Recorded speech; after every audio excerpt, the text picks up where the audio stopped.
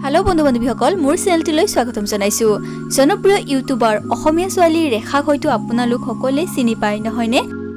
আপোনালোকক জনাও যে ৰেখাৰে এটি ভাল খবৰ আছে। অৰ্থাৎ ৰেখাই এগৰাকী কন্যা সন্তানৰ মাতৃ হ'ল। এই কথা তেখেতে ছ'চিয়েল মিডিয়া যোগে প্ৰকাশ কৰে।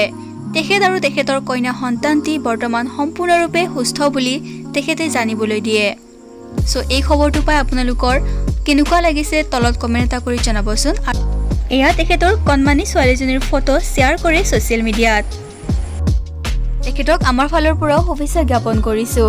তেখেতৰ কন্যা সন্তানটি যাতে ভালে কুশলে থাকে আৰু ডাঙৰ হৈ ভাল কাম কৰিব পাৰে। বন্ধু বান্ধৱীসকল, লগতে মই আপোনালোককো ক'ব বিচাৰোঁ যে বৰ্তমানৰ সময়ত ইউটিউবৰ সকলোকো বহুত বেছি সন্মান দিয়া দেখিবলৈ পোৱা গৈছে। যদি আপোনালোকেও বিচাৰে এজন বা এগৰাকী ইউটিউবাৰ হ'বৰ বাবে তেনেহ'লে আপোনালোকেও কষ্ট কৰি যাওক, সফল হ'বয়ে অসমীয়া ছোৱালী ৰেখাৰ দৰে। গতিকে ভিডিঅ'টো ইমানেই আছিল। এই ভাল খবৰটো আপোনালোকে সকলোকে বিলাই দিয়ক। সেইবাবে আপোনালোকে ভিডিঅ'টো যিমান পাৰে শ্বেয়াৰ কৰিব। আপোনালোকৰো মতামতবোৰ তলত কমেণ্ট কৰি জনাব।